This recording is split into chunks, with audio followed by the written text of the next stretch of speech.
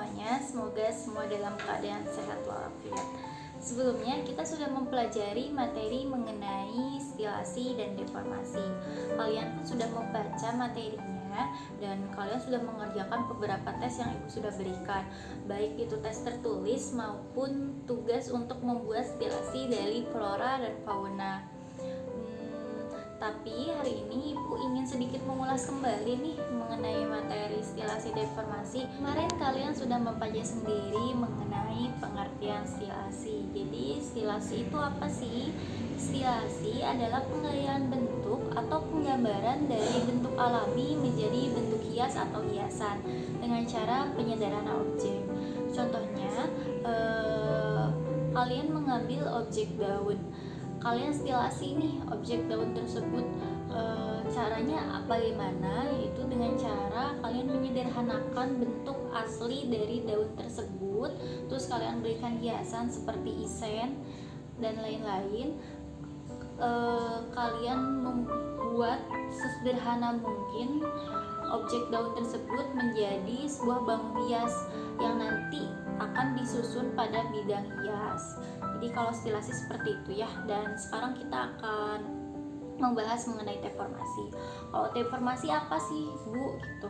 Kemarin kalian sudah membaca ya, deformasi itu apa? Jadi deformasi merupakan perubahan bentuk, posisi, dan dimensi dari suatu objek dengan cara menambahkan beberapa elemen visual tertentu sehingga terciptalah suatu karya yang baru dan lebih menarik. Baik deformasi maupun stilasi, dua-duanya sama saja, yaitu menciptakan suatu karya yang lebih menarik daripada objek yang dibangun.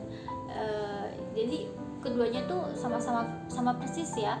Tujuannya itu untuk menciptakan suatu objek yang lebih menarik daripada objek aslinya. Dan biasanya objek yang dipilih itu bisa flora, fauna maupun manusia. Dan perbedaan dari stilasi dan deformasi yaitu dari sifatnya. Jadi kan pasti kalian kebingungan ya, sebenarnya yang membedakan banget dari stilasi dan deformasi itu apa sih, Bu? Gitu. Karena setelah kalian lihat mungkin beberapa contohnya, stilasi dan deformasi sama aja, apalagi kalau kalian lihat pengertiannya ya. Kan kalau kita lihat pengertiannya sama-sama menciptakan objek yang baru menjadi benda hias dan lain-lain. Pasti kalian akan kebingungan. Jadi ini letak yang harus kalian garis bawahi perbedaannya, yaitu dari sifatnya. Jadi kalau deformasi itu lebih bersifat murni, yaitu karyanya dibuat murni sebagai hiasan, contohnya sebagai objek lukisan yang dipakai sebagai hiasan dinding. Itu deformasi ya. Dan sedangkan kalau stilasi itu lebih bersifat terapan. Apa sih maksud dari terapan itu? Jadi kalau terapan itu lebih terfokus kepada fungsinya. Jadi kalau contohnya nih objek motif batik, jadi kalian objeknya tuh dibuat lebih sederhana dari objek aslinya agar mudah diterapkan dalam pembuatan batiknya. Baik, dari penjelasan Ibu tadi kalian sudah sedikit memahami kan ya, kalau deformasi itu lebih bersifat ke murni, kalau stilasi itu lebih bersifat ke terapan. Jadi maksudnya itu kalau deformasi kan memang tujuan awalnya kalian membuat itu langsung digunakan untuk hiasan. Jadi bisa hiasan dinding dan lain-lain, bisa kalian menjadi karya lukisan ataupun karya drawing. Sedangkan kalau stilasi itu objek yang sudah kalian buat itu nanti kalian akan terapkan di bidang hias. Jadi nanti kalian pikirkan juga fungsinya untuk apa. Kira-kira kalian bikin objek itu tuh nanti bakal dibuat apa, dari menjadi motif batika atau motif yang lain, atau menjadi nanti diterapkan di benda apa gitu. Nanti kan kalian harus memikirkan itu cocok tidaknya, nuansa apa yang akan dibangun, seperti itu. Dan biasanya kalau oke, sekarang bisa kalian lihat kira-kira mana yang termasuk karya stilasi dan karya deformasi. Coba lihat, karya yang di kiri atau yang di kanan, kira-kira mana yang termasuk stilasi dan deformasi? Ya, yang di kiri merupakan karya stilasi. Kenapa sih yang di kiri disebut karya stilasi? Kenapa? Coba bisa kalian lihat, kalau karya yang di kiri itu lebih sederhana dan ornamental. Jadi nanti bisa diterapkan menjadi di bidang hias lainnya ya. Nanti bisa digabungkan dengan objek lainnya.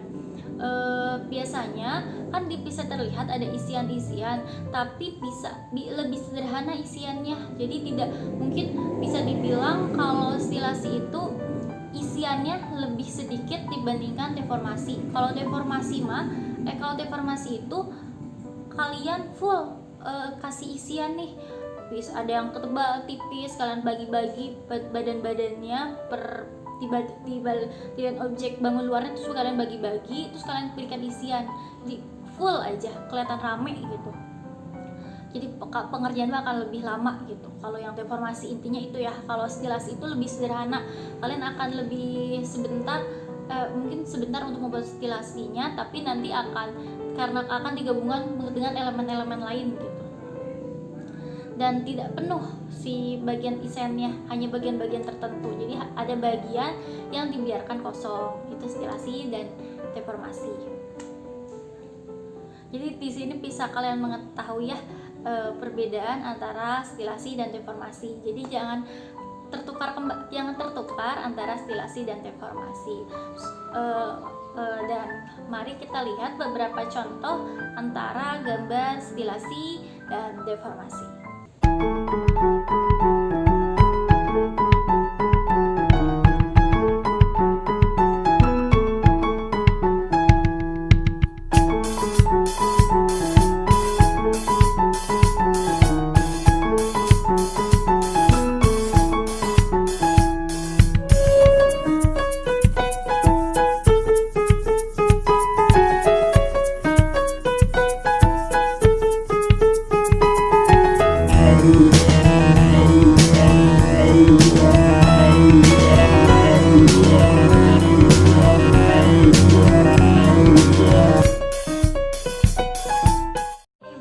Bagaimana setelah kalian melihat beberapa contoh yang sudah Ibu berikan? Bagus-bagus bukan? Semoga dengan melihat contoh-contoh tadi kalian akan lebih mengerti dan memahami perbedaan stilasi dan deformasi. Dan hari ini Ibu ingin kalian mengerjakan tugas baru, yaitu tetap melanjutkan tugas yang kemarin. Kemarin kan kalian sudah membuat stilasi flora dan fauna ya. Dan hari ini Ibu ingin kalian menggabungkan stilasi flora dan fauna tersebut.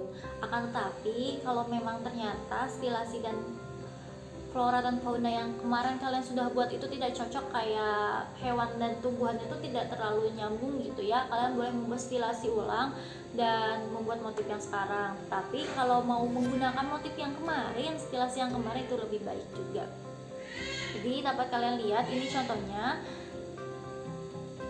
Ini ada beberapa contoh ya. Ini tidak untuk ditiru, ini hanya contoh, hanya referensi. Dan tadi juga sudah Ibu berikan beberapa referensi ya mengenai gabungan dari stilasi flora dan fauna. Tapi dapat kalian garis bawahi seperti di sini. Di sini tuh ada ornamen utama dan ornamen tambahan. Ornamen utama seperti dilihat di sini ada burungnya. Burung di sini ini menjadi ornamen utama dan tumbuhannya menjadi ornamen tambahan atau pelengkap. Jadi tetap kalian harus menentukan mana yang menjadi fokus kalian. Seperti contohnya kalau seumpamanya kalian membuat ornamen utamanya si hewannya, terus seperti lihat ini ornamen utamanya hewannya, terus tambahannya si tumbuhannya ya. Terus apa juga kalian membuat ornamen utamanya itu si tumbuhannya, terus ornamen tambahannya itu hewannya. Jadi ornamen tambahan itu pasti bentuknya lebih kecil atau hanya pelengkap saja. Jadi kalian sudah membuat ornamen utama nih satu, terus kan masih ada bagian-bagian yang kosong atau kurang enak dilihat, itu kalian isi dengan ornamen tambahan. Untuk tugasnya seperti itu. Hari ini hanya pembuatan sampai sketsa saja. Nanti pengumpulannya minggu depan. Sekarang kalian buat dulu sketsanya, untuk pewarnaannya nanti. Jadi sekarang membuat sketsa gabungan stilasi flora dan fauna menggunakan pensil di kertas A4. Tidak menggunakan garis tepi, langsung menggambar di kertas tersebut. Oke, cukup sekian materi hari ini. Semoga kalian mengerti dengan materi yang Ibu sampaikan dan semoga tercerahkan dengan kebingungan yang kemarin ya. Karena kemarin kan sudah Ibu jelaskan, kalian hanya membaca sendiri. Ibu takut kalian kurang mengerti, makanya Ibu ulas sekarang. Cukup sekian materi hari ini. Kurang lebihnya Ibu memohon maaf, takut ada kata-kata yang salah. Dan terima kasih banyak karena sudah mendengarkan materi yang Ibu berikan. Wassalamualaikum warahmatullahi wabarakatuh.